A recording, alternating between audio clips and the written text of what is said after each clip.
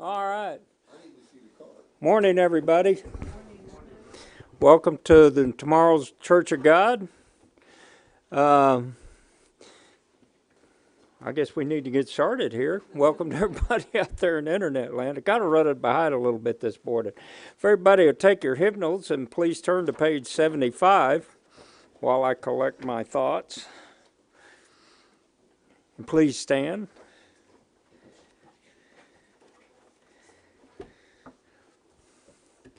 And here we go.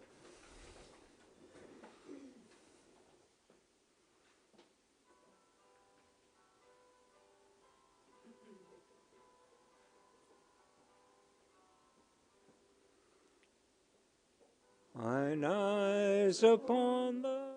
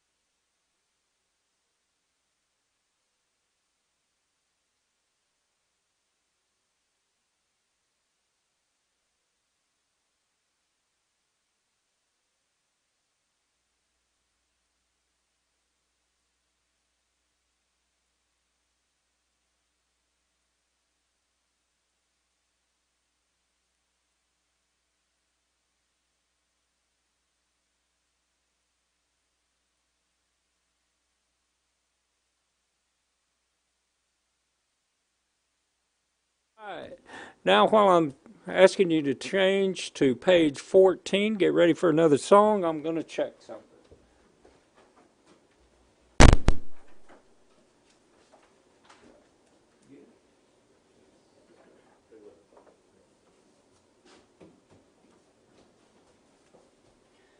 All right, page 14.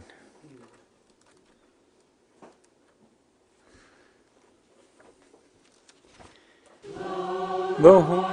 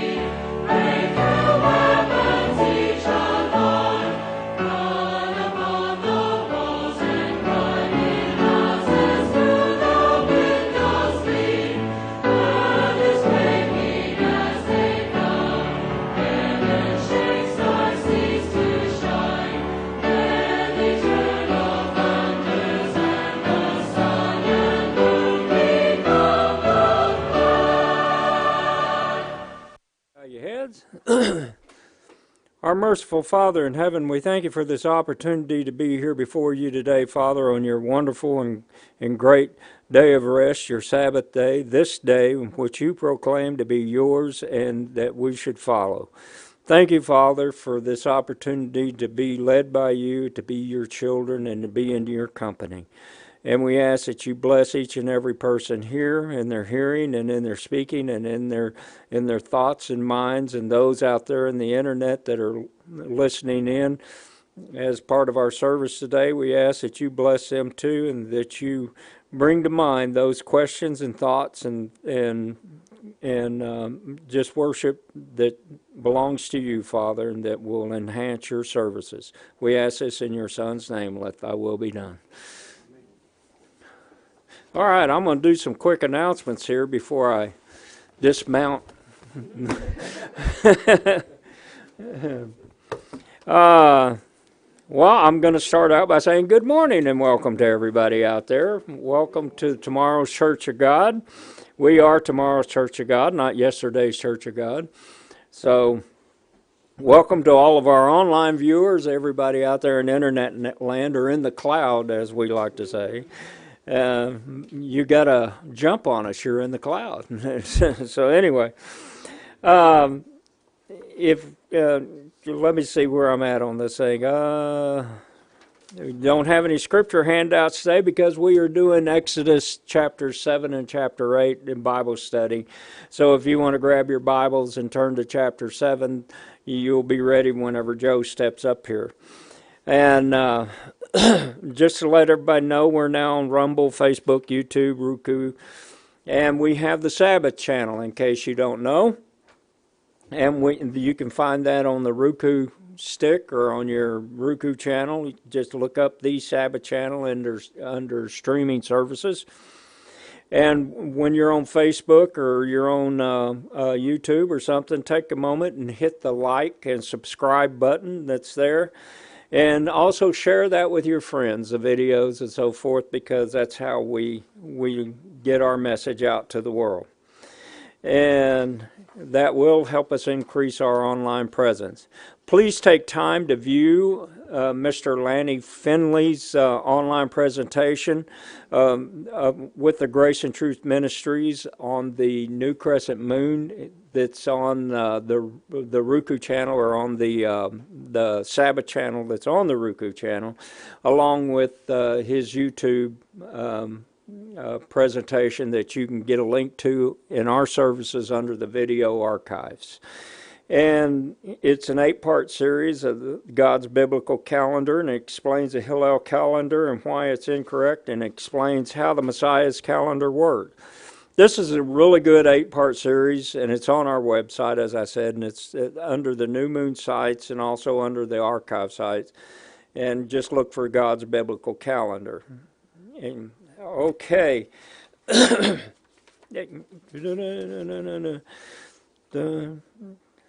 This is the 12th month of the Messiah's year, ending the winter season. And we go by the first crescent moon, the sighting of the first light of the crescent moon each month to determine God's months. And we did this last visual sighting was around the 21st of February after sunset. And it began the 12th month and on the 22nd. You can also join us every month in sighting the first crescent moon. We have a little thing that we do. We have a text message group set up just for that, and we all go out and sight the new moon, send pictures in and so forth. And you can send an email in with your photo. Just go to our website under the new moon heading, and you can send a picture in, and I pick about 2 or 3 every month and post them so that we have fresh updates every month and so forth. I don't want to say I picked the best. I just picked the ones I like. And so I'm just joking anyway. But if you'd like to add your number to the New Moon Alert list, then you can go to tomorrowstcog@gmail.com, tomorrowtcog@gmail.com. And we will post your new moon pictures maybe on the website under new moon sites. And like I said, I picked 2 or 3 every month, so yours might not be there one month, but it might be there the next month. So if you'd like to keep track of the new moons every year or every month during the year, then join us in this activity. It's a lot of fun. And if you go to the website under the new moon sites, tracking the new moon, you can print out a PDF file of our current moon and the calendar and so forth. So here we are to the Bible study today. That is Exodus 7 and Exodus 8 that we will be doing. And if you want to send in questions or comments or something like that, I will be manning the laptop over here with the email program open. So just go ahead and send them in, and then I'll pose your question to Joe as hard as I can, so it'll be a challenge for him. And then we'll see him squirm and see if he can get out of it.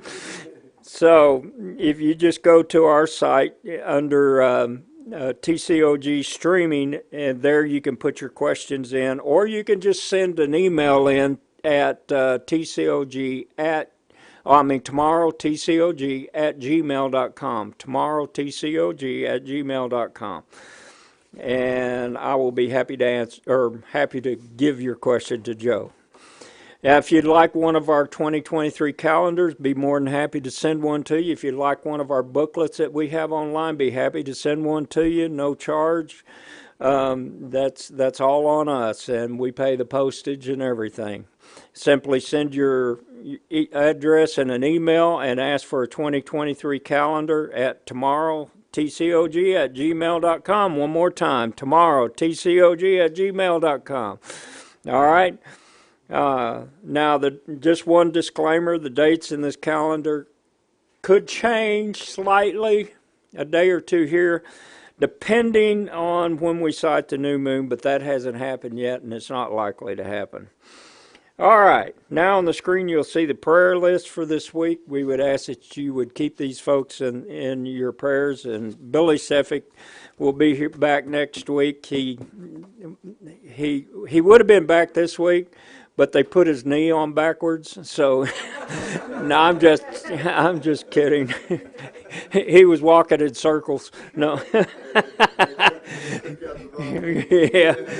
So anyway, if that's all I got for now, so we'll have Joe up here to do the Bible study on chapter 7.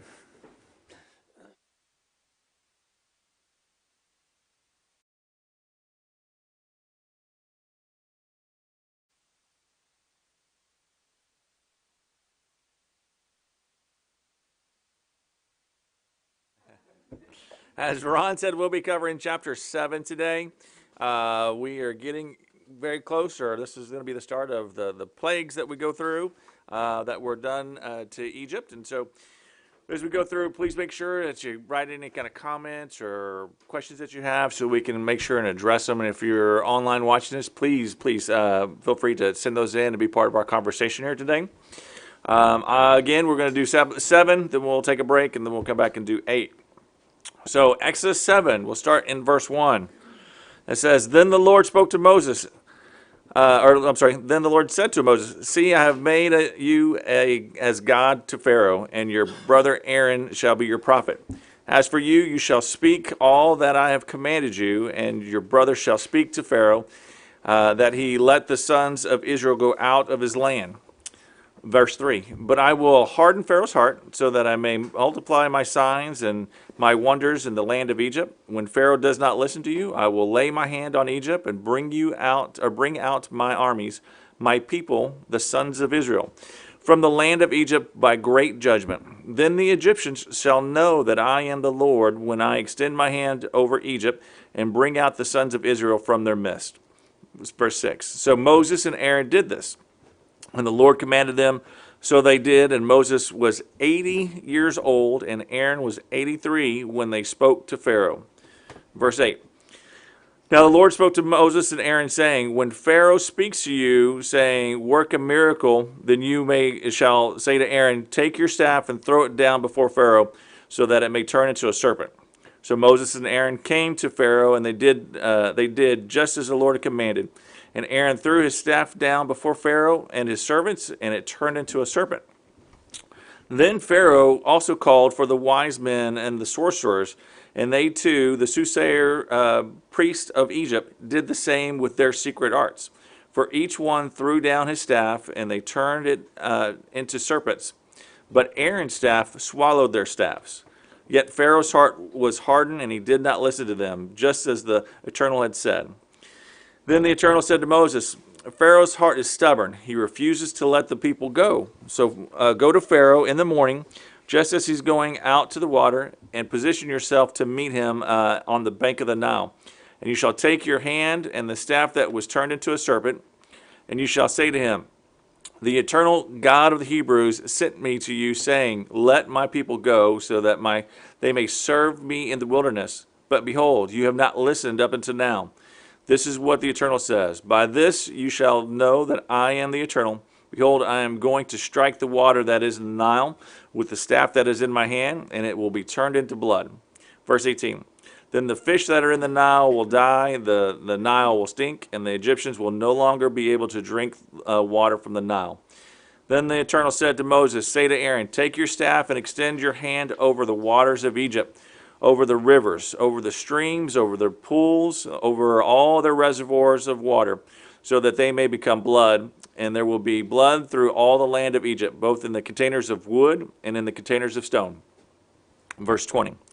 So Moses and Aaron did just as the Eternal had commanded, and they lifted up the staff and struck the water that was in the Nile in the sight of Pharaoh, and in the sight of his servants. And all the water that was in the Nile was turned into blood, and the fish that were in the Nile died, and the Nile stank, so that the Egyptians could not drink water from the Nile. And the blood was through all the land of Egypt. But the soothsayers, priests of Egypt, did the same with their secret arts. And Pharaoh's heart was hardened, and he did not listen to them, just as the Eternal said. Then Pharaoh turned and went into his house with no concern for even this. So all the Egyptians dug around the Nile for water to drink, because they could not drink from the water of the Nile. 7 days passed after the Eternal had struck the Nile. All right, and some versions of the Bible keep going. They take chapter 8 and put it right there at the end of 7. So if yours does that, I'm sorry, we'll get to that in just a few minutes. But that's 7. What kind of questions and comments do we have today? Yes, ma'am. You're up first. Okay, yeah, I wasn't sure. I don't want to be a first one all the time. Gotta lead us, right? So when Moses and Aaron dropped so it turns into a snake, You got the staff? the staff and turns into a snake. And then they did the same, No.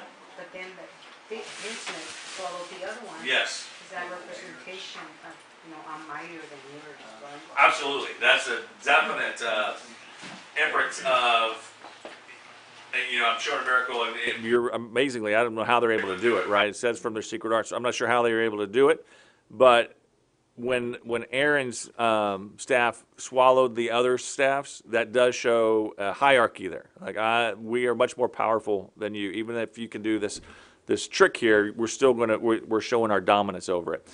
And I don't know if you remember last week we talked about the snake is a sign of royalty. It's in Egyptians. They have a god, the snake god, of course, and on the Egyptian's hat, like King Tut, I'm sure you've seen it. There's got a little snake on that is a sign of royalty. So not only did they throw down the snake, which was a sign of royalty, but then when the Pharaoh's men tried to do it, this royalty overtook that royalty. So to your point, absolutely, it was a sign of dominance on there. Great question. Way to start us off. I will give both. Yeah. Go ahead, Johnny. Go first. Oh, okay. Yeah, concerned about the snake. There is a snake. It's called Saya. Sawya. Certain part of the year, the snake will stiffen up. The only way you can get it to move is some kind of noise. And what these priests done, some enchantment, and was able to get him to move. And I'm thinking maybe that's the kind of. Yeah. He had the ability, I think, because Satan can copy, right? He's not a creator, but he can copy, and so I think that they were really staffs that turned in. It possibly it doesn't say, but based off the words that it says that they did the exact same thing that Aaron did. So with that being said, I would think that they were really able to do it somehow. Yeah, I mean it can go either way. Right. Yeah. No. Absolutely. It's good thought on there for sure. Yes, ma'am. In the beginning, it says, "I have made thee a god," in my Bible. Yes. But in the other one, it said, "I have made you as God." Right. So I'm confused. So the Hebrew word there that it uses actually is Elohim. And so it's God. So it says that it made him into a God because he's able to control, because he tells Aaron what to do. So it's basically, but God is a leader, right? Or somebody who makes rules. And so he's telling Aaron, so he's a God to Aaron, who's the prophet, right? And that's basically what he's exactly saying there. Yes, sir. I was always under the understanding that Elohim was a plural use of God, and it meant when that term was used, making somebody part of the family of God. Okay. That would make sense on there. And for those, I'm not sure if they got you on the audience mic, but Ron said that his understanding was always that the word Elohim meant family of God. And so when he called him a family of God, then he was kind of bringing him into the family, which would make sense because if he's giving him the power, right? Because God can do anything he wants, and so he said, "I'm going to make you as a God, or I'm going to make you a God." Either way, he was telling Aaron what to do. When Aaron was the spokesman, the prophet for Pharaoh, or he was the prophet for Moses, talking to Pharaoh. But when Moses commanded him, that's when everything happened, right? He said, "Hey, throw down the snake." Aaron threw down the snake, and it happened.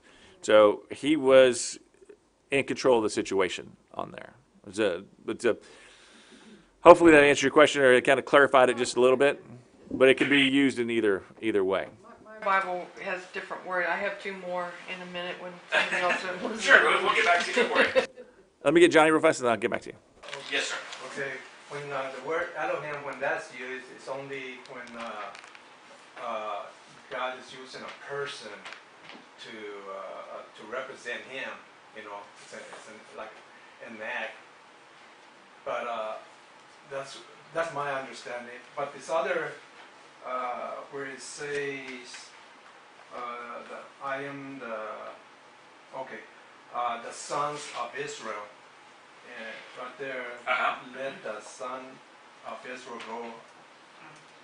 He says, "My people, the sons of Israel." Yeah, when you say my son, I mean it's talking direct. I mean, Well, he's not saying my son. He's saying the sons of Israel.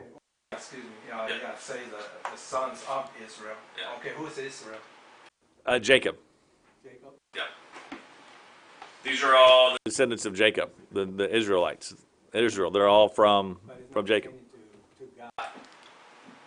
Well, they're saying these are my people. He says he calls them out and says, "Bring out my armies, my people," and then right behind my people it says the sons of Israel from the land of Egypt. So he's going to bring his army, which he's considering his people, which is the sons of Israel.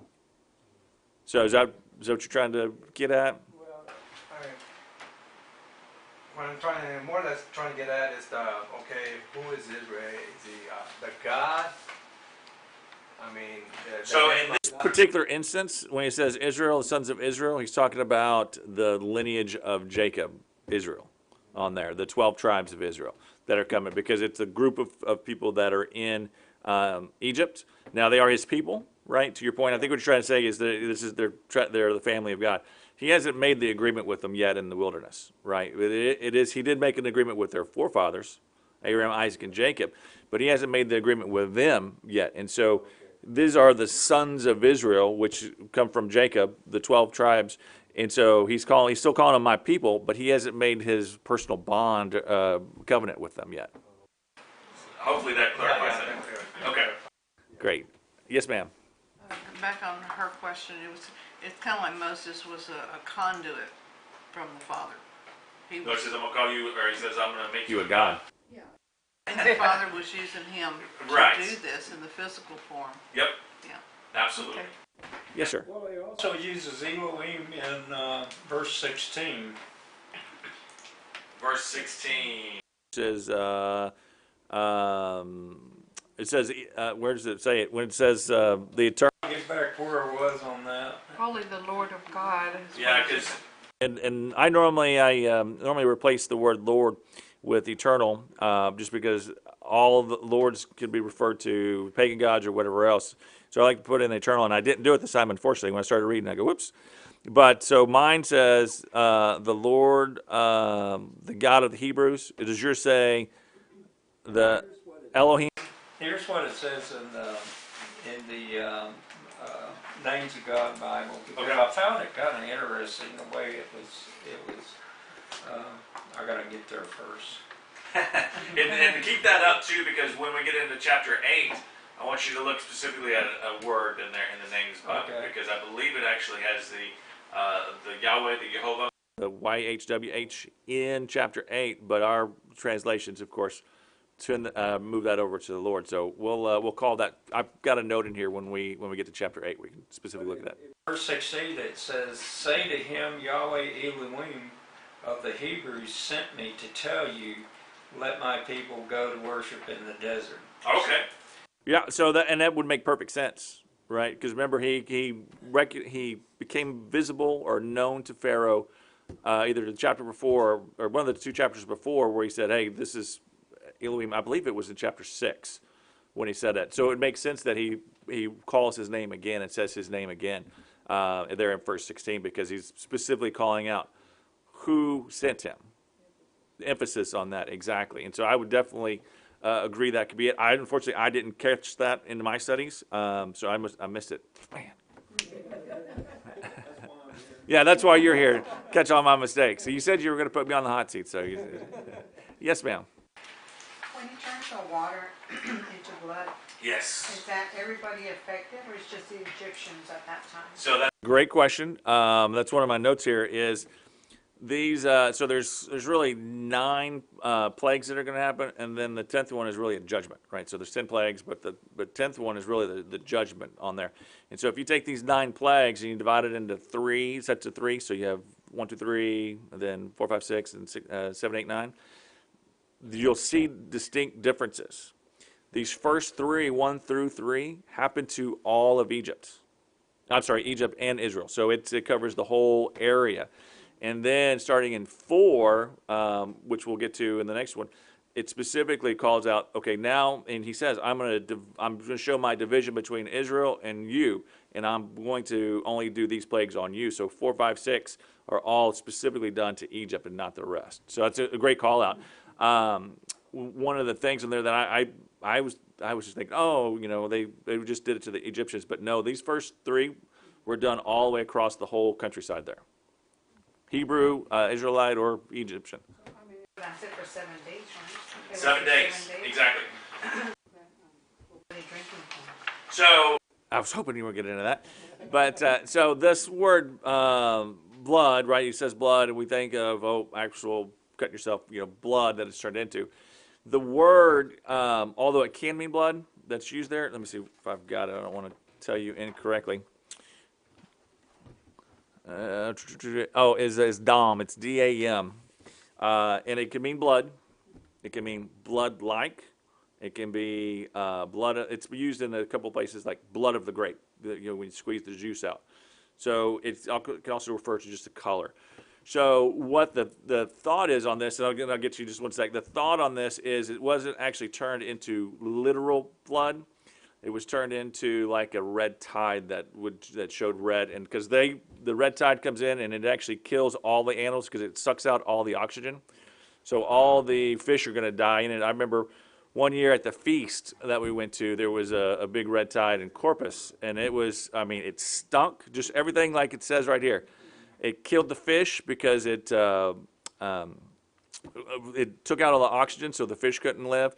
It stunk. It turned red, and it was different. Depending on when you kind of saw it, you could see like a light pink all the way to kind of a deep red in it. Now, is that exactly what it is? I'm not sure. And one of the reasons that they think that is because in verse verse 24, it says, "So the Egyptians dug around the Nile for water to drink." So it's like a filter. So they have the Nile, which has all the algae, and so they dig holes. And if you've ever been to the beach, just like you said, you can dig a hole in the beach, and all of a sudden water starts to appear, right? Because it's being filtered through the sand. And so that's one of the reasons why they think it was a red tide. Also, you've got to be able to drink, and I'm not saying that God can't make it go from blood to water going through the sand, but in our human minds, that it would make more sense to be a red tide instead of an actual blood, like animal blood. Because what animal blood would it be, for one thing, right? Is it human blood? Is it crocodile blood? What makeup would it be? But if you have a red tide, then that kind of makes a little bit more sense. Ron, I know you've been itching on this one. Well, yeah. There was also a thought that this was around the same time that the island of Santorini blew up. Okay. And that it spread an ash cloud in that direction because that was the prevailing winds. And it covered that area with a red-like ash that mixed with all the water. Because if you read in here, it said that it went in all the containers in the woods and everywhere. Yeah, but he was supposed to wave it all over, right? He was supposed to wave his stick over. Yeah, and I was wondering if he couldn't do that individually, you know. Yeah. Well, maybe he was fine. But that's a great thought. One of the commenters that I was listening to that was talking about being the red tide that's not an uncommon event, but it was uncommon for that time of year. So it was something that they would have known about, but it wasn't something that should have happened during that time of year. Like right now, if all the leaves fell off the trees, you'd be like, wait a second, this is spring. The leaves are supposed to be budding out. So it's one of those recognition type items. Did you have a question? Yeah, thought it was interesting that the priest of Pharaoh went and did the same thing. So whatever may have been left, they ruined the rest of it. Yeah. Do the same thing instead of reversing You know, it. we're going to get into that here in 8 a minute ago when with some frog. Actually, even here, yeah. Let's ruin all the water, right?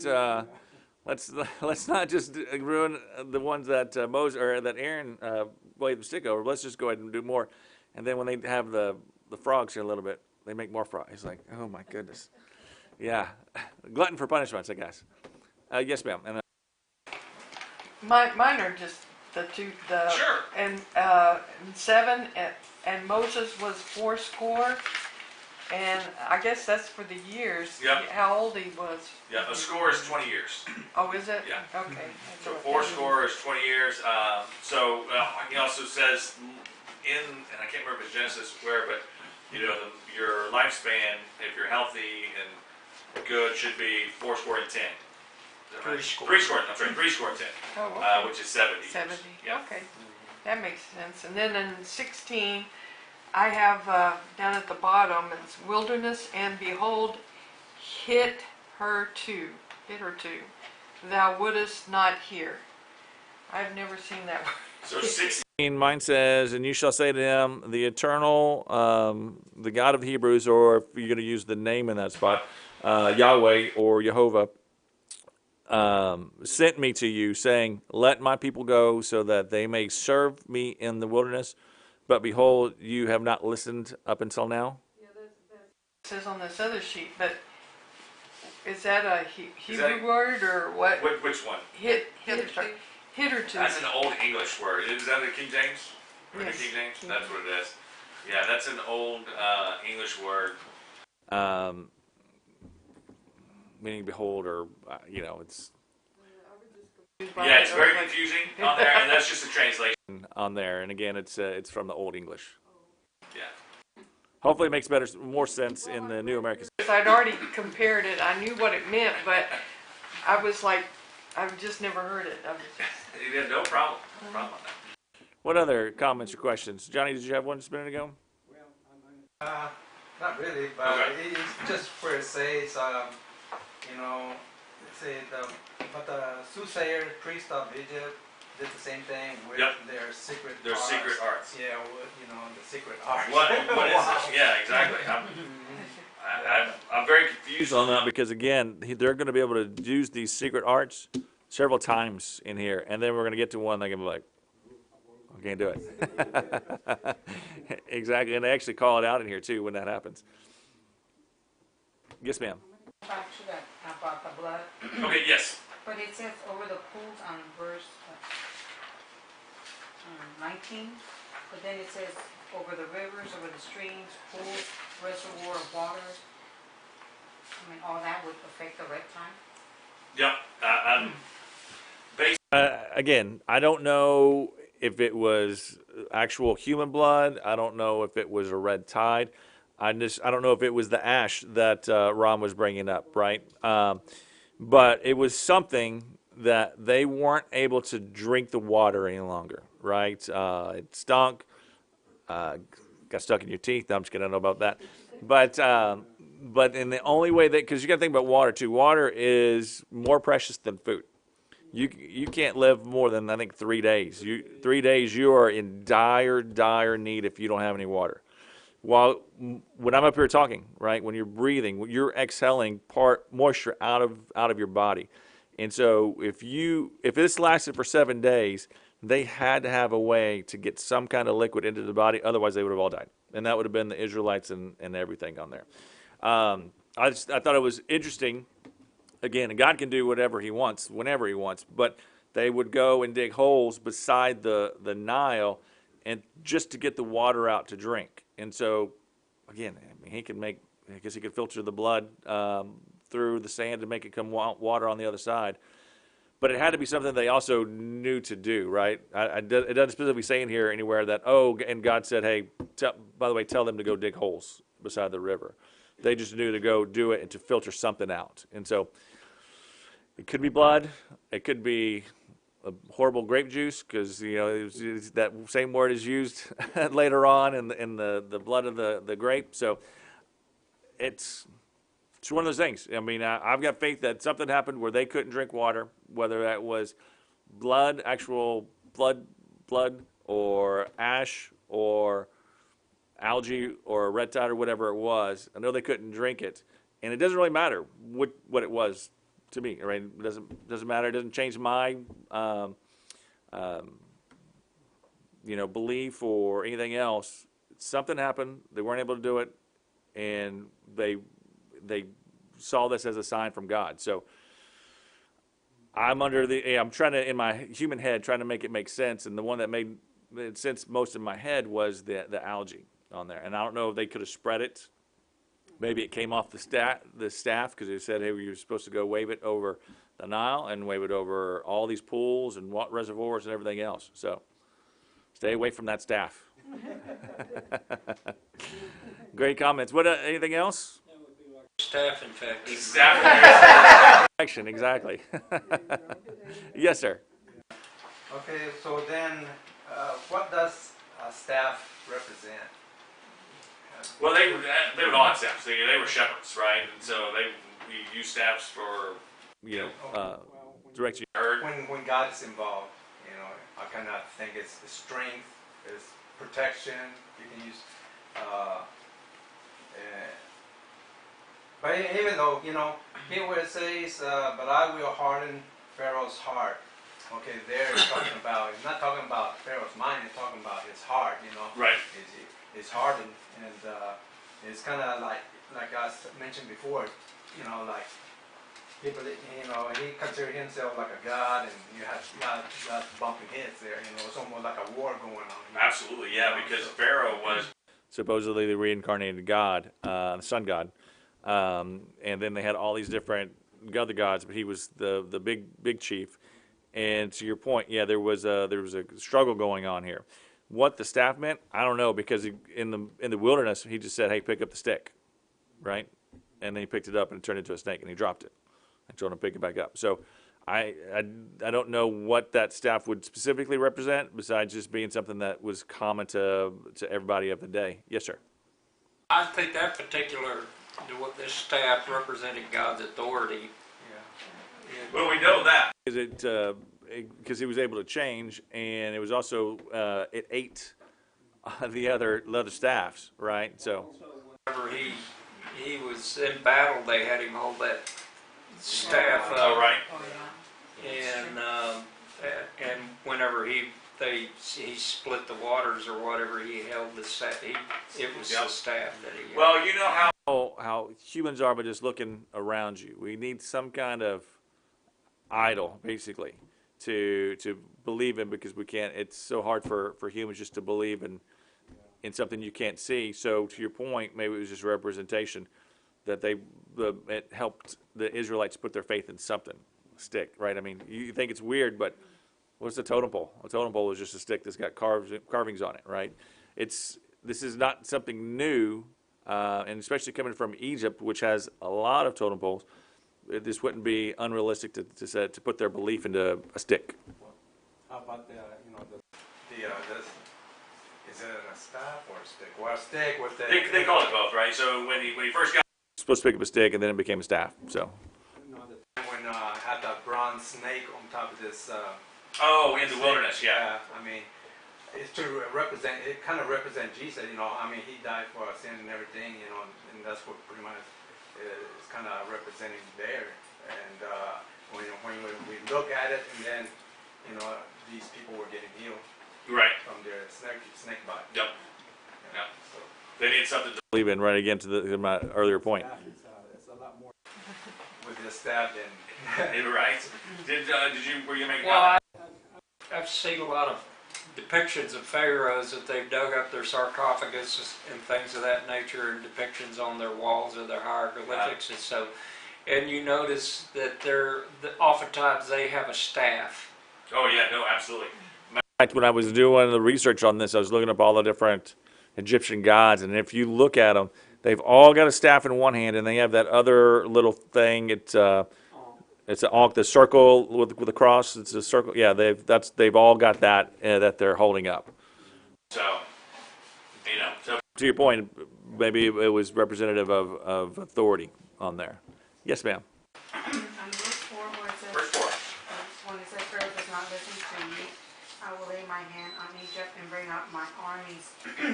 Is he just referring to my people, the sons of Israel, or is he talking about different armies? No, he's talking about Israel on there, and what he's doing is he's emphasizing. He's like, these are going to be my army. They're my people, the sons of Israel, right? He's emphasizing on there. It's not three different entities. It's all one entity, but he's emphasizing my army, my people, the sons of Israel, and this is who this group is that I'm going to bring out. It's like he's sending the angels of armies. Right. Great question on there. I know we're getting close. Let me, if there's any other questions, I'll be glad to answer them, but I want to go through a couple of the notes that I had. Again, to your earlier comment in verse 3, he said he's going to harden Pharaoh's heart so that the Eternal can show his power, right? So it would have been very easy, and this would have been a very short story if Pharaoh would have been like, oh, okay, yeah, your snakes are strong, y'all go ahead. So he had to harden his heart several times throughout here because his whole purpose is I'm going to show my authority over all these fake deities that you've been living with for the last 430 years. I think it's just kind of a weird side note that it calls out his ages. I don't know if y'all, you're just going and then it says, oh, and Moses was 80 and Aaron was 83. Yeah, and it's just kind of random on there, but I guess he wanted us to put the time frame together. Because again, I thought that this, before doing this big bobsleigh, I thought this was much younger and didn't know how long he was in Midian, but it breaks it down that he was born, there for 40 years, boom, went to Midian, comes back at 80, so there's a period of time, and it helps to make sense of the story of why would you not be a good speaker? Oh, you've been gone for 40 years, now you're going to try to speak Egyptians that you haven't, the Egyptian language that you haven't spoken in quite some time. And beware of all gods. Beware of all gods, yeah. Exactly. Let's see here. Again, I find it very interesting that Pharaoh's soothsayers were able to do the same thing with Aaron's that Aaron did with his staff. I don't know what kind of stuff they use, but again, the comment on there that I've read was that Satan is able to copy, but he's not able to create his own. So he was just copying what God had already done on there. The first plague we talked about turning the Nile into blood. That word again is dam. Again, it can mean blood. It can also mean blood-like, blood of the grape, a color. Again, the thought that I've got is red tide, but I'm not married to anything on that. I can go either way if you show me some definitive proof on that. Excuse me. Specifically because verse 24 talks about the Egyptians being able to filter it out. In the 7 days, they had to have some way to drink water within, I'll give them 4 days, right? But they couldn't last more than 3 or 4 days without any water on there. Maybe they had a good supply of beer. Yeah, there you go. Actually, what's interesting, and They made beer. Well, they had wine, didn't they? that's what it was. And we'll kind of get into it in the next chapter. But one of their big Egyptian gods is a cow, and they would supposedly was the milk for human kindness, and they would call it the beer of the cow. Yeah, thought that was pretty interesting. The word that's used here when he talks about I'm gonna punish on there is nega. It's a N-E-G-A, and it means to stricken or blow. So I'm going to do these blows. I'm going to strike them with these plagues, different punishments. And so there's 9 of those. Again, 1 judgment, 10 total, right? But the way it was broken up was 9 and 1 with 3 sets of 3, right? And what's interesting is the first 2 will always be announced. He's going to go to Pharaoh and say, "This is what I'm going to do." The third one just sneaks up. It's not announced to Pharaoh. He just does it. So basically, I'm gonna give you 2 warnings, and then I'm gonna hit you with something. the first set, again, everyone living in Egypt and around Egypt was affected by it. And then 2 and 3 only is going to happen to the Egyptians, which will, when we go through, make sure and kind of pick those up. These, again, the plagues, as we go through them, they're not uncommon. The uncommon thing was the time of year. So supposedly, again, we had a conversation about it last week. We don't know how long it took for this whole event to transpire. The kind of one theory on it is it took it was about over 10 months, 10-month period, right? And what they were saying is that would put these not uncommon events at the uncommon time of year that would happen. So the frog, there's a season where when we get into it, frogs come out all the time, right? But they're usually limited by where they go to and what time of year. And this happened at a different time of year, unlimited, right? So the frogs just go everywhere. Yes, sir. I feel like, and it's just my personal Uh-huh. thought on this, that each one of these attacks on the Egyptian god happened at a holy day period because he was asking to let my people go out in the desert and worship him. Right. And I think that was an annual event each time. Okay. He was already trying to get his holy days established. Right. Well, he knew his holy day. Right. But I mean, established them with the Israelites. But then that would take longer than 2 months. Well, Well, you also have more than you have 9 or 10 of these events, which you've only got 7 annual holy days. So, some of them could have happened. And within a day or two of each other, we don't. You know. right, we don't know on there, and it's Some of them it tells the time length between. Yeah, like the flood. like you talking about, like the water stuff, about 7 days. Well, not that one farther in. Okay, we'll get to I read it. Yeah, I did too. Let's see. The first plague was we just mentioned lasted 7 days. The 10th plague is going to happen in one night, and that only happened one time. And the 7th plague struck agriculture, which is going to be very interesting as we get into that because the time of the crop. Yes, ma'am. Also saying, you're talking about the time length, it specifies that he was 80 years old here in verse 7, but wasn't he still 80 years old when they went Went out? to the desert. Uh-huh. It does. It So says that that would when. be- It also said that when he was in Midian. So It take A few months to. it to Egypt and. it took 2 months to get to Egypt, then 10 months, and you're right there in a year. So. Yeah. Well, it wouldn't take. I don't think it'd take 10 months, but it might Well, take. they were talking about the people were talking on the comments about the 10-month cycle, period of time that this happened. Again, that is just pure speculation. I didn't see anything definitive on that. That was an idea that a couple of commentators had on the time frame there. So great conversation. We gotta get going. The food's starting to smell good now. We still have a whole other chapter to do. So I'll go ahead and we'll call it here. We can pick up some more. If you have more questions or if you were online and didn't get your questions sent in yet, send them in so we can get back up here. When we address 8, we can address both and kind of continue on. So thank you.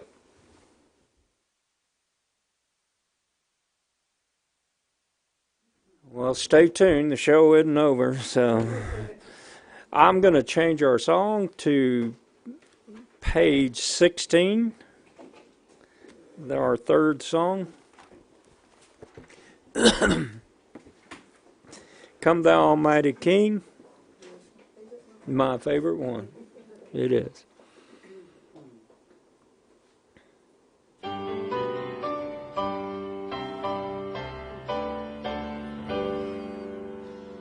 Come Thou Almighty.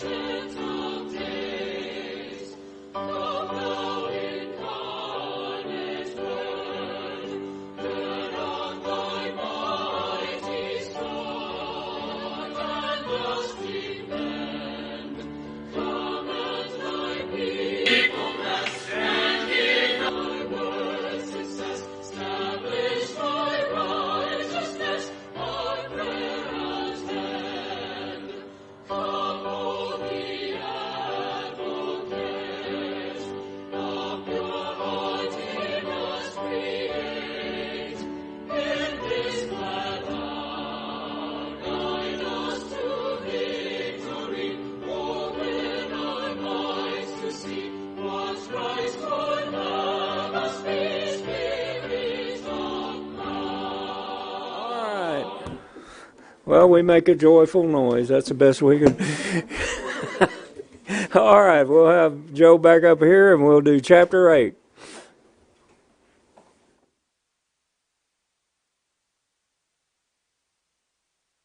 All right, it's me again. Chapter 8. Starting in verse 1, it says, everybody got to it? All right, it says, Then the Eternal spoke to Moses, Go to Pharaoh and say to him, This is what the Eternal says. Let my people go so that they may serve me. But if you refuse to let them go, behold, I am going to strike your entire territory with frogs. The Nile will swarm with frogs, which will come up and go into your house, and into your bedroom, and into your bed, and into the houses of your servants, and on your people, and into your ovens and kneading bowls. So the frogs will come up on you, your people, and all your servants. Verse 5, Then the Eternal said to Moses, Say unto Aaron, Extend your hand with your staff over the rivers, over the streams, and over the pools, and make frogs come up on the land of Egypt. So Aaron extended his hand over the waters, and the frogs came up and covered the land of Egypt. However, the soothsayers, the priests, did the same with their secret arts, making frogs come on the land of Egypt. Then Pharaoh called for Moses and Aaron and said, Plead with the Eternal to remove the frogs from me and from my people, and I will let the people go so that they may sacrifice to the Eternal. And Moses and Pharaoh said to Pharaoh, The honors is yours to tell me. When shall I plead for you and your servants and your people that the frogs be destroyed from you and your houses, and that they be left only in the Nile? Then he said, Tomorrow. So he said, May it be according to your word, so that you know that there is no one like the eternal God. The frogs will depart from you and your houses and from your servants and your people, and they will be left only in the Nile. Then Moses and Aaron went out from Pharaoh, and Moses cried out to the Eternal concerning the frogs which he had inflicted upon Pharaoh. The Eternal did according to the word of Moses, and the frogs died out of the houses and the courtyards and the fields. So they piled them in heaps, and the land stank.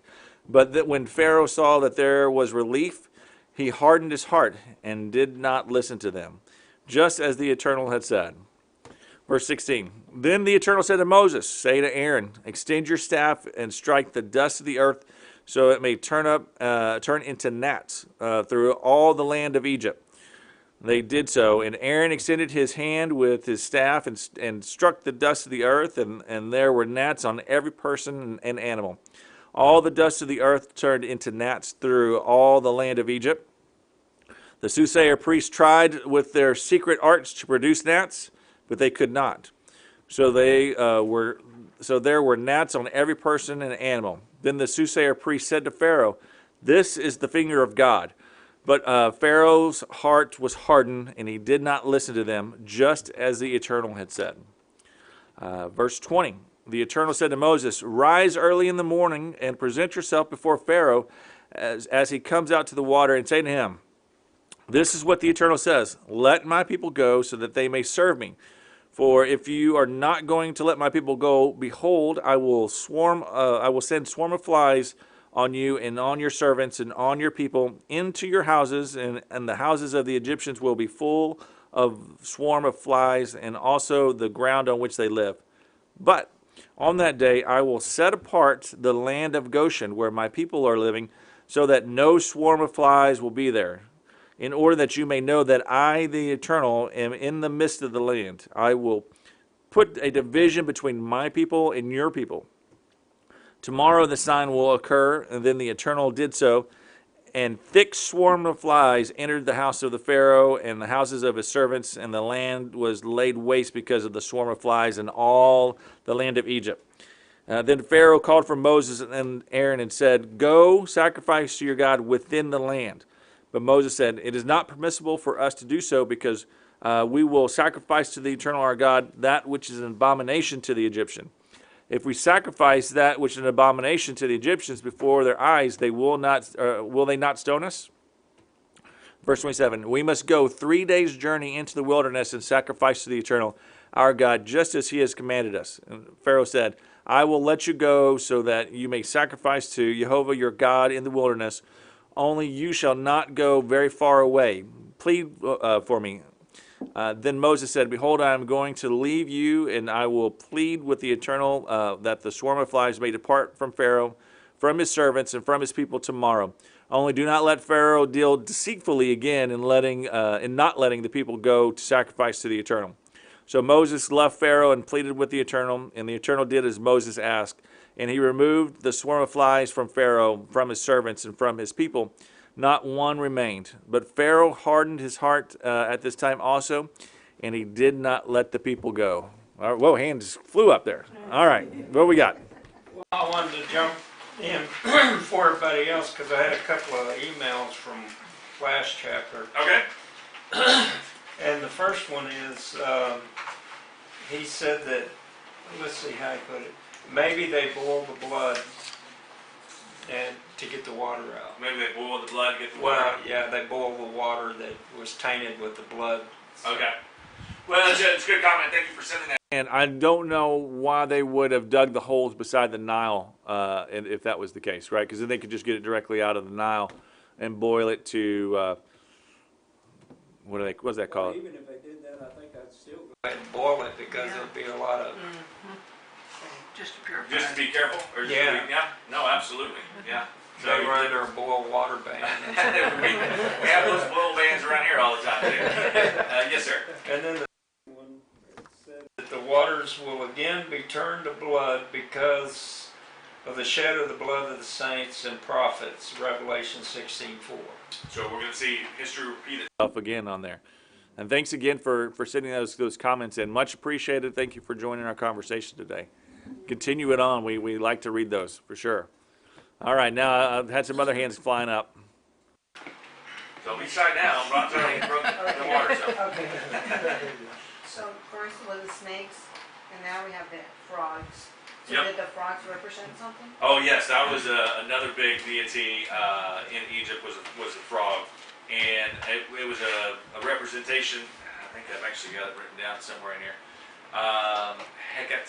Hektos? I had Heket, Yeah, something like that. H-E-K-E-T, which is a symbol of fertility. So she was the goddess of fertility on there, and so she was very fertile there, I guess. 'Cause they were everywhere.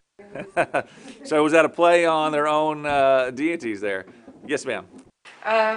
In 16, 16. it's where it says gnats. My Bible says lice. Lice. Yeah, it was a couple different translations on there. To be honest, they don't know what it is, right? They've got there's lice. They could have been gnats. There's some kind of little biting flea also in that.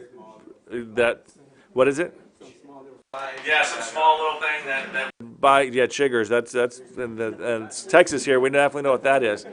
But something that made it that swarmed over everybody and made it completely uncomfortable. Unbearable, yes, that's a better word on there. So it could be, you'll see lice. Again, this translation said gnats. I also saw they said it possibly could have been like a type of mosquito over there. I don't know, something that was definitely bugging them. Yes, sir. One of the side effects of the frogs, they were getting in the bowls and in the ovens and things like, well, that made them unclean. Oh, all their bowls and everything, yeah. And it said it went all over. And Yeah. the pots, They would, if they would have been under the Leviticus laws at that time, they would have had to gotten rid of all that stuff. Oh, you're talking about for the Israelites. Now, if it's a clay pot, right? But not if it's because that's a great comment. Because when we were going through it, if it was a solid surface like a stone, you didn't have to get rid of it. But if it was a clay pot, it was porous, and you had to get rid of it. Yeah, no, absolutely. Great comment on the uncleanliness there. Yes, sir, ma'am. Didn't all of the plagues have to do with one of their gods? So I thought that. That's what I had heard. But I was not able to find an Egyptian deity for lice or gnats. Now, there is one that they use basically for insects, and I'm sure you've seen it. It's that beetle-looking one That was supposedly their deity for, it's like a dung beetle or something. That was their deity for insects. Now, again, that wasn't specifically a scarab. Yeah, and it wasn't specifically for gnats or lice, but It used a beetle. it used a beetle. Oh, what's translation was that? It said it in my Bible. Is that what it says? I'm just kidding. But great comment. Yeah, it's, so I was under the impression of that this each one of these took away a deity from Egypt, but I was not able to find a deity specifically for that. Right? When we get into flies, there is one for flies, and there is one for cattle, but I couldn't find one for the lice on there. Yes, ma'am. Isn't it funny they could not produce gnats or flies or whatever the soothsayers? Right. They could not produce that one. Well, what I find funny is I don't know how they were able to do snake, how they were able to make the blood of the Nile, how they were able to do the frogs. Why would you want to? That's my question. Yeah. Hey, what is this? Oh, let's just get some more in here. Some more. Yes, sir. Even if they were, you know, produce these flies to come out or lice or whatever, the thing is they could not stop it like God was able to stop Correct. it. And that was the one thing on all of these is even the snake. Their snake didn't stop Aaron's. Aaron ate theirs, right? Yeah. They weren't able to stop the Nile. God stopped the Nile in 7 days, right? They weren't able, to your point, they were able to, even though they were able to replicate, they weren't able to put it into what God was doing to them. So. Or into the land there, in verse 22. 22. Where, you know, they say, but on Goshen? Yeah, yeah, but on the day I will set apart the land of Goshen where my people are living, so that no swarms of flies will be there. Right. You know, Yeah. He not only can he create it, but he can put a boundary saying this far and no further on there, which is to your point. Yeah, exactly. Well, the lice went all over, but specifically on the flies with the start, that was the start of the next set of 3, right? We have, as we're talking about 1, 2, and 3, plagues 1, 2, and 3, was all across the land of Goshen and Egypt all together. And then when we get into 4, which is the flies, he separates it out and says, I'm going to do this to you, but not to my people. So yeah, no, it's great call out on there. It's I guess they could create it, but they could create the frogs and it's amazing to me, the frogs and the water and the snake, but they can't do the bugs, insects, and maybe that's why there's not a deity. To that point earlier, it's because they had all these rituals or whatever that they could do for certain magical spells, but they didn't have one for that, and maybe that's why there wasn't a deity for lice or gnats or whatever it was that was infecting them. So great comment. What else do we have? What other comments or questions? Yes, ma'am. In my Bible, the 28, 29, and 30, I'll read the 28. Okay. God in the wilderness, only ye shall not go very far away, entreat for me. So I'm thinking that says plead. Is Yes. that what entreat is? Yeah. So you said that's the 28. Huh? Oh, that's the Well, if I don't know, other people don't know. It's in Yeah, 28. no, so that's just a translation, the treat, hey, have them bless me, right? Does that mean plead? Well, it does, it's saying being interchanged on there, yeah, it's Oh, just a okay. translation, Okay.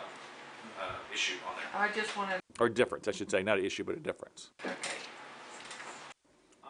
Odd that after all of the plagues that just happened, that he sit there and redigs. I know, on all of them. And the fly one, I heard this fly is called a dog fly. They think it's a dog fly, right? And it's a horrible fly. It gets into the soft, moist tissues everywhere and lays its eggs. And so it's really bad. It can kill animals. It can kill livestock because it can get into their eyes and their nose and everything else and then lay their eggs. And then the eggs hatch and wreak all kinds of havoc on there. But he said pretty quickly after the flies came, okay, where you go, you can go. And then even negotiated, but he's like, because at first he's like, hey, stay within the land. And they go, nope, not going to work. Okay, fine, you can go wherever you want to. But it's funny how Moses even called it out and said, it's at the end of 29, it says, only do not let Pharaoh deal deceitfully again and not letting the people sacrifice to the Eternal. So he knows, Moses knew the story before it was going to happen, right? So, and by this time, he might have been a little leery the first couple of times he was going to talk to Pharaoh, but by now, he's got the proof in the pudding that the Eternal's done everything that he says he's going to do. So he might be feeling pretty cocky down, where he's like, "Hey, don't you do this?" Yes, ma'am. Soothsayers probably, try to, they talk to the Pharaoh, probably trying to keep him from going further. Well, yeah. So like when the insects came and they couldn't represent it, they told Pharaoh, where is it at? It's 19. This is the finger of God. On there they go. This is not like our normal Egyptian deities. This is the finger of God. We can't do this one.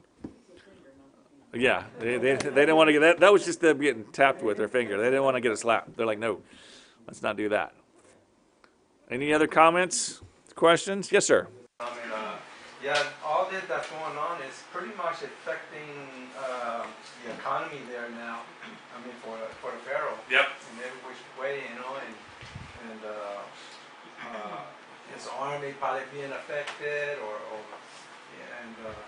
Well, morale's got to be really low. Really low, yeah. Right, with your constituents, because everybody's being affected by this. But even the Israelites get played with these first three on there. So maybe he did that specifically to have them wake up, because remember they quickly turned tail and ran whenever their quota was increased, and whenever they got on hard times, they were like, oh, okay, no, why'd you come around here, Moses? Nothing's good has happened. And so maybe they had to go through all these plagues also to say, listen, this is the Eternal that's doing this, and he's gonna again show with a mighty hand what he's gonna be able to do. To where the Israelites gone to plead Pharaoh without Moses and Aaron being The foreman, the task. Okay, That wasn't task. I think it was the foreman of the Israelites, which is basically like the supervisors that were in charge of having them work for them. Went and pleaded, I'm sure it was with Pharaoh to stop it, and they didn't do it. Yes, ma'am. I don't know if I mentioned it last week, but when they were sent out, they had to go find their own straw and everything. It was conditioning them for the trip across the wilderness. Oh, okay. Is what I had read. No, great comment on there. Yeah, so that was her comment was, make sure if I heard this last week, when they had to go get their own straw, which is one of the things that they were really complaining about. It was conditioning them for their wilderness trip that was going to be happening here in the next year. So great comments on there. Just a couple of quick notes. Again, the frog was a deity, a symbol of, it was a goddess, a symbol of fertility, which then they didn't want that one anymore, right? Because the frog's definitely, and that frog, it's what they were talking about, is it's a little bitty frog, and it can just get into anything and everything. And it normally just would, this is a normal event, and then the frogs would hatch and come out, but they would stay very close to the shoreline because they needed the moisture. It was very unheard of that they would go into any of these dry places, especially the cooking areas and the ovens and everything. They were just overrunning. And so again, not an uncommon event, but the extent and the timing and everything else was completely out of place for something that they would normally see. Yes, ma'am. It was kind of humorous that when they said, oh, please get rid of the frogs, he said, okay, and so they stopped the frogs, but he didn't disappear them. Exactly. He just let So them go. that was one of the things I picked up, because he said, okay, we'll have them leave your house and go back to the Nile. But instead, they just died right there. You could sweep them up and put them in the piles, and then the piles stunk and brought in. And what was saying is, when you have dead, rotting animals like that, what does that bring in? multiplies. Insects, Makes- exactly. yeah. And so the next plague was insects that came about. But I think that if that would have been me, the order would have been flies, because those flies go to any kind of dead animal.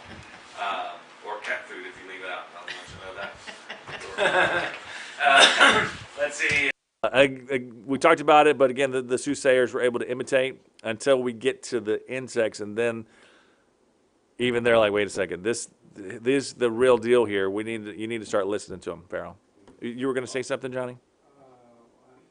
Yeah, I'll say it. Is it possible? You know, these frogs, if they're in a dry environment or hot environment, that's when they'll take off, you know, trying to find a cool place to go to where, you know, maybe the water was removed or dried up from the channels or stream. And these frogs can say, well, it's too hot here, so. And that's right. Anything's possible. Again, I don't know. God didn't tell me exactly how he was making all this work, which is good. Thank you very much for not scaring me like that. But one of the things, too, is if they are all around the Nile, and this is shortly after the Nile turned to blood, maybe all of their resources, they breathe air, right? So they could breathe air, but all of their little minnows and everything that they would eat were dead, so they had to go out and search. I don't. That's just a guess, you know, trying to put the two together on there. Were you going to say something, Ron? I think it may have been much more likely that it was overabundance of rain that caused it, because then the land would have been saturated with rain and water. And you got to consider too that one of the things that happens at just before planting season every year, the Nile floods that whole area, and that's how they get the nutrients and stuff in to grow for fertilizer and stuff. So there's a lot of different reasons, like you said, that could have drove those frogs yeah. out. And to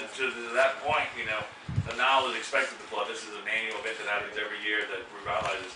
And if you get a red tide in the Nile, that then when it floods goes into all your reservoir Ponds and everything else, could be another way that it got into I'm going back on the red tide theory, right? That's how that red tide could have spread into all these places which you think would not be normally connected with the Nile, is because of the flooding on there. Just a thought, but yeah. And again, we don't know the time frame in between each one of these. Was it a week? Was it a day? Was it a month? Was it 7 years? I don't know, right? It doesn't specifically tell us. Some of them it does. does it? Okay. Let's see. And one of the neat things too is, so, you know, he did the frogs, and Pharaoh said, "Okay, I'll do it," and then his heart was hardened. What's interesting in verse 15, it said, "But when Pharaoh saw that there was relief, he hardened his heart." So specifically on that one, that word relief is revash. It's R-E-V-A-C-H-E, and it means breathing room. So as soon as he got some breathing room from everybody yelling about these frogs, he changed his mind. He went back on his word again. So I just thought that was pretty interesting. It's if you use that word, you if you read it like, but when Pharaoh saw that there was some breathing room, he hardened his heart again. When he didn't have as much pressure, you know, I guess relief definitely works. But when he wasn't under as much pressure, he quickly changed his mind again back to what he wanted to do. The insects, and let's see, and then not verse 4, but the fourth plague of the flies, restarting that whole trilogy again. So he's going to announce what's coming, and he's going to announce what's coming on the fifth one, and then the sixth one's just going to happen. It's going to be a result of it not working.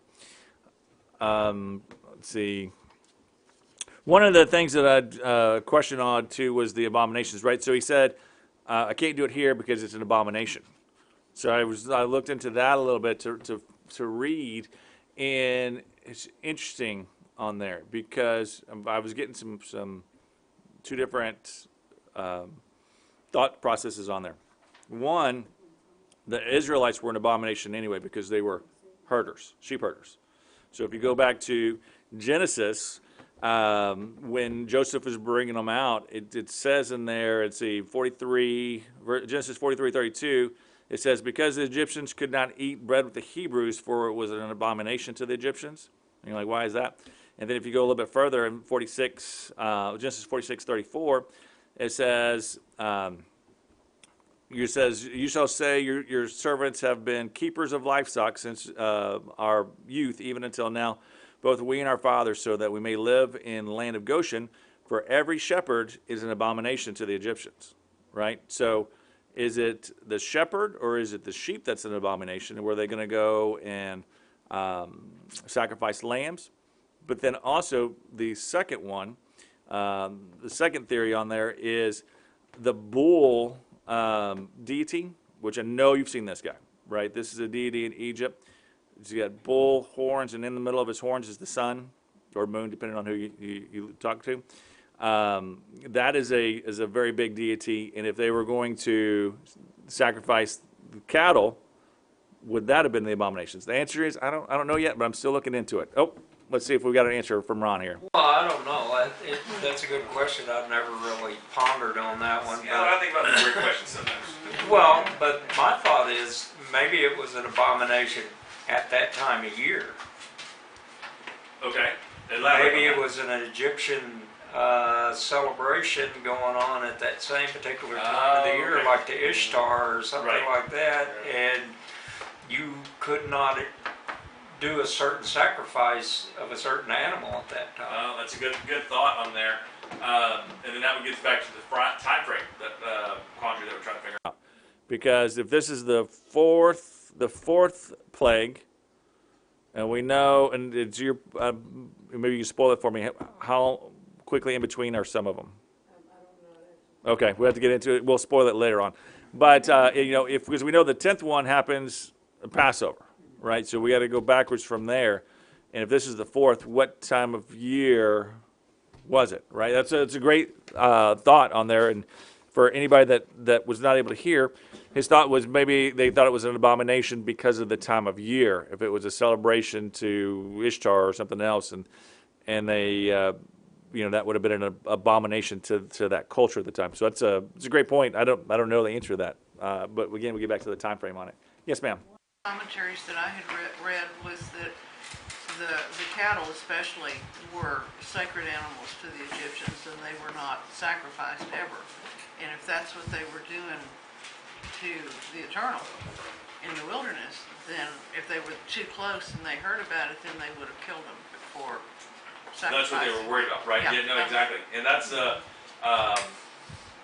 most divine God was the bull god. It's APIS, Apis. I'm not sure. And it again, it's the depiction of the bull with the horns and the round disc in between. That's what I thought. Right? It was the bull. But then I was remembering when we went through Genesis all those years ago that they were considered an abomination, and the reason they were considered an abomination was because they were shepherds. So.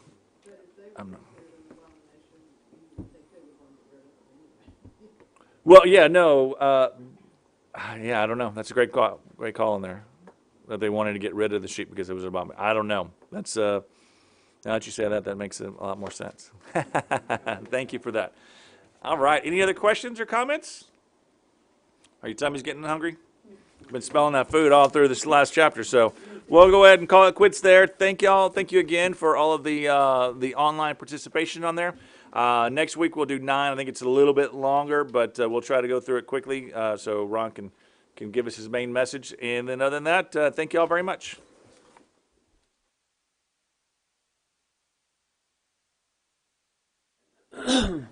We're going to finish off today here. We'll turn your hymnals to page 30. And then after which, we will have a closing prayer by Mr. Johnny Padilla. Maestro.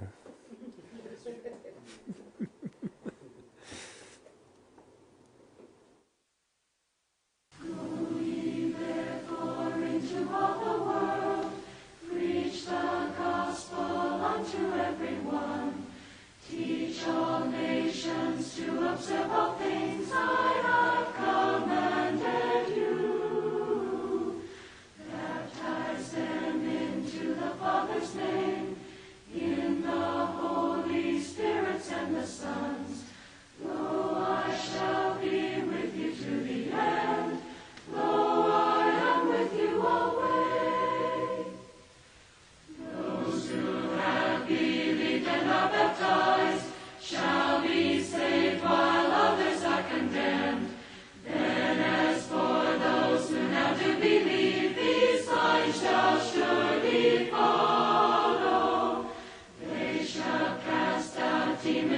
my name.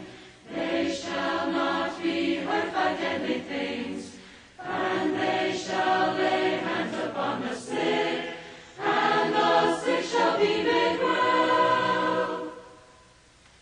Christ was taken up into the heavens after he had spoken all these words. There his Father did receive him and placed him at his right hand.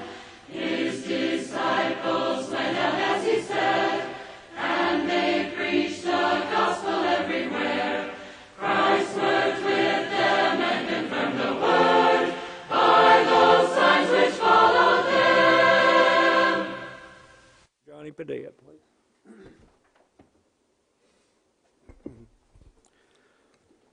Our Heavenly and glorious Father, under your grace, we ask for a dismissal of this congregation before you.